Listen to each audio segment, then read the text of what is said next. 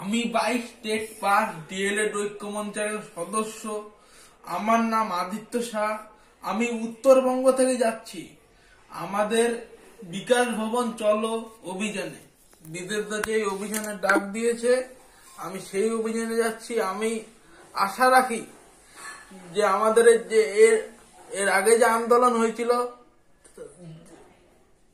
তার থেকে যেন জমায়েতটা দ্বিগুণ হয়, দ্বিগুণ থেকে দ্বিগুণ। তাহলে আমাদের সবাই মিলে যদি বিদেশদার সাথে থাকতে পারি, আমরা সবাই মিলে বিদেশদার সাথে থাকতে পারি, তবে আমাদের একদিন 50,000 ভ্যাকেন্সি স্বপ্ন পূরণ হবে।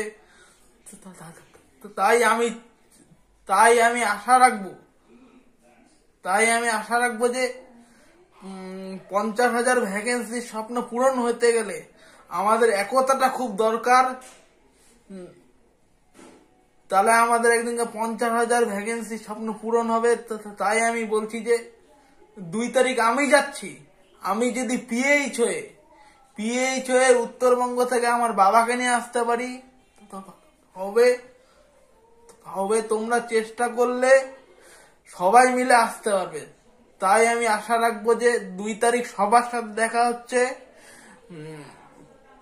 যদি 50,000 ভ্যাকেন্সি আনতে হয়, তবে আমাদের সবার একতাটা খুব দরকার।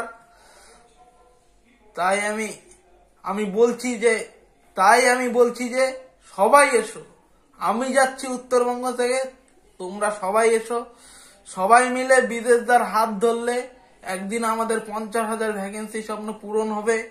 আমি কিন্তু চলতে পারি না, তাও আমার বাবাকে নিয়ে আমি যাচ্ছি।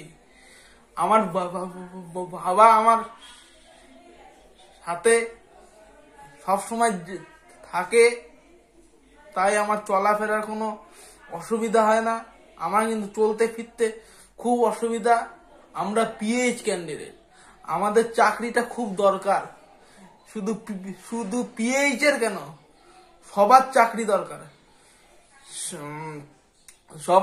সবার চাকরি দরকার। আর সবার বাড়িতে মা বাবা আছে, আর প্রত্যেকের মা বাবার চোখের জল আছে। সেই জল একদিন মুছে যাবে যদি 50,000 ভ্যাকেন্সি আমাদের নিয়ে আসতে পারি। আমরা 2 তারিখ যাবো। 50,000 ভ্যাকেন্সি না দিলে আমরা উঠবো না।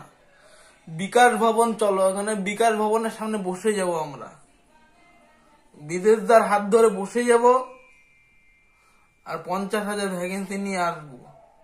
ছোটদের ভালোবাসা, বড়দের প্রণাম, এই বলে বক্তব্য আমি শেষ করছি। 2 তারিখ সবাই এসো। 2 তারিখ আমাদের একতাটা খুব প্রয়োজন।